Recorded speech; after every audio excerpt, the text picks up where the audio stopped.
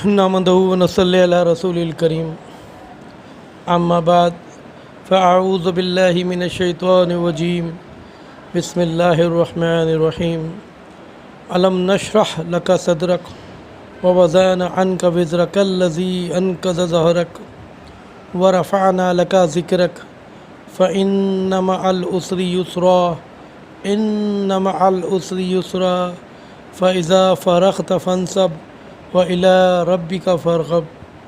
सदक़ल्लाहुल अज़ीम। सूरह अलम नशरह, जैसा कि आप सबको मालूम है कि ये कुरान पाक के 30वें पारे अम्मा पारे की सूरत है और ये छोटी सी सूरत है, लेकिन फ़जीलत के एतबार से और अमलियात के एतबार से इस सूरत को बहुत अहमियत हासिल है। अक्सर व बेशतर लोग अपनी मुश्किलात, अपनी परेशानियां और अपनी हाजतों के लिए वज़ाइफ पूछते हैं और हम अक्सर व बेशतर लोगों को वज़ाइफ के बारे में बताते भी हैं और वज़ाइफ देते भी हैं। तो कुछ लोग अक्सर कहते हैं कि हमने ये अमल किया, वो अमल किया, लेकिन हमें कामयाबी हासिल नहीं हुई। देखिए, ये बात याद रखिएगा कि इंसान कुरान पाक की कोई भी सूरत या कोई भी आयत तिलावत करे और उसे फ़ायदा ना हो, ये हो नहीं सकता।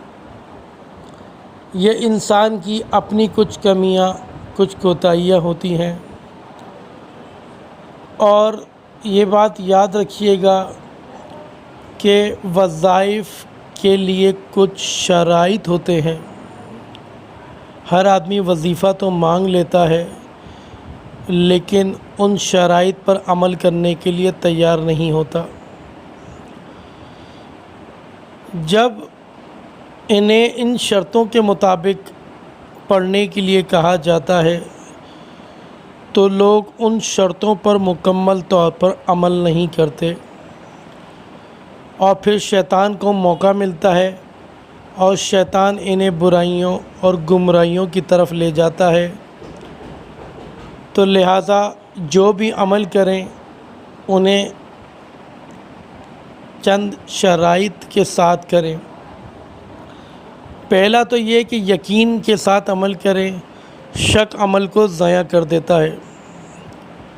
तवज्जो के साथ अमल करें, बेतवज्जही से पढ़े जाने वाली दुआ हवा में गुम हो जाती है। रिज़्क़ हिलाल का एहतमाम करें कि इससे अमल में असर पैदा होता है। फ़राइज़ का एहतमाम करें। जो लोग नमाज और दीगर फ़राइज़ में गफलत करते हैं तो अल्लाह उसको अपनी रज़ा छीन लेता है, अल्लाह ताला उससे अपनी रज़ा छीन लेता है। हराम कामों से बचें। वो काम जिन्हें शरीयत ने हराम करार दिया है, इनका इर्तिकाब रूहानियत को नुकसान पहुंचाता है और रहमत खुदाबंदी से दूर कर देता है। फिर अल्फाज की तलफ़्फ़ुज़ का सही इस्तेमाल करें।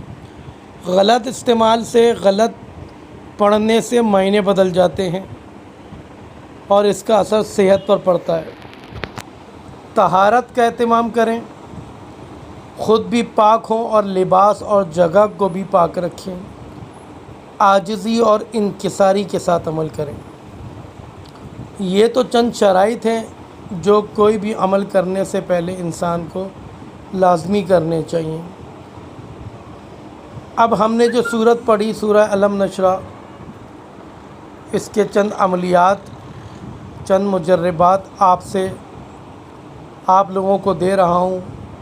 अपनी हाजत, अपनी मुश्किलात के मुताबिक जिस पर भी अमल करना चाहें, मेरी तरफ़ से इजाज़त है, करें और इन शराइत पर अमल कर करें। अल्लाह ताला कामयाबी अता फ़रमाएंगे और मुझे भी अपनी दुआ में याद रखें। देखिए, अगर किसी शख्स को गम हो, परेशानी हो, یا قرض کی ادائیگی کا مسئلہ ہو تو اس کے لیے نہایت مجرب بعد نماز عشاء یا بعد نماز فجر سورہ علم نشرہ کو ایک بار پڑھیں اور جب اس آیت پر پہنچیں وَوَضَعْنَا عَنْكَ وِزْرَكَ الَّذِي أَنقَضَ ظَهْرَكَ تو اس آیت کو 21 مرتبہ دہرائیں۔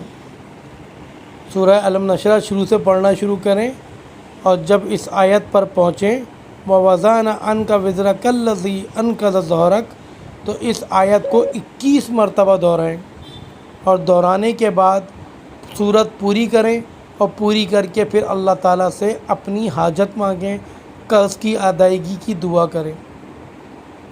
اسی طرح سے اگر کوئی شخص نیک شہرت چاہتا ہو کہ لوگوں میں اس کی شہرت ہو، لوگ اس کی عزت کریں، تو اس کو چاہیے کہ نماز عشاء کے بعد ایک مرتبہ سورہ علم نشرہ پڑھے اور جب اس آیت پر پہنچے وَرَفَعْنَا لَكَ ذِكْرَكَ تو اس آیت کو 21 مرتبہ پڑھے اور اپنے مقصد کی دعا کرے۔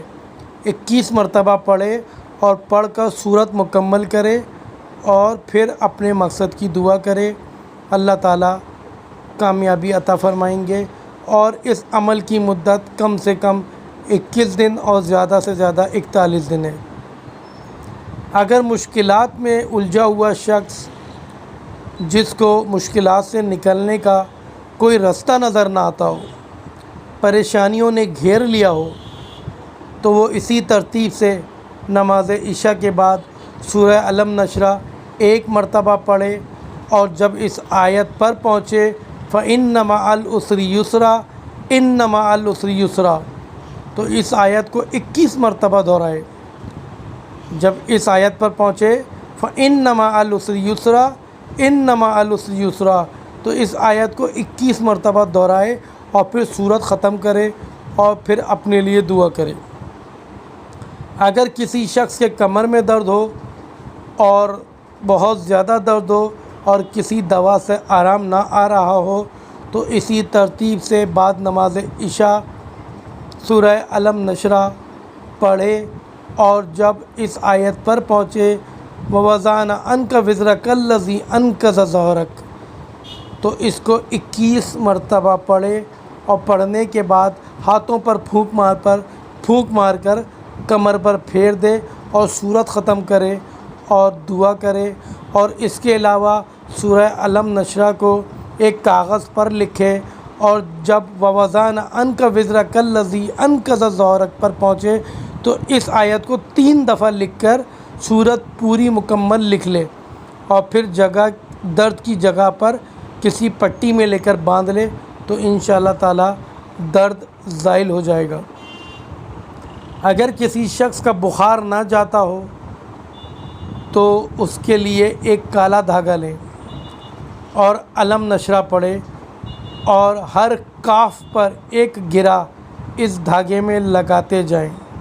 علم نشرہ لکا تو جہاں کاف کا لفظ آئے وہاں پر رک کر اس دھاگے میں ایک گرہ لگاتے جائیں، پھر سورت مکمل کر کے اس دھاگے پر عمل کریں، دم کریں اور پھر اس دھاگے کو بخار کے مریض کے گلے میں ڈال دیں یا کلائی پر باندھ دیں، انشاءاللہ تعالیٰ بہت جلد بخار اتر جائے گا۔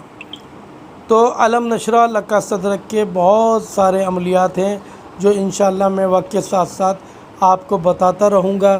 میری طرف سے ہر بندے کو، ہر مسلمان کو جو ان شرائط پر جو شرائط میں نے بتائے ہیں عمل کر سکتا ہے تو وہ اس کو اجازت ہے کہ وہ ان اعمال کو کرے اور اس سے استفادہ حاصل کرے اور اپنے مسلمان بھائیوں کو بھی بتائے۔ اللہ تعالیٰ مجھے، آپ کو، ہم سب کو قرآن پاک کو سمجھنے والا اور اس کو عمل کرنے والا بنائے۔ وآخر دعوانا والحمد للہ رب العالمین۔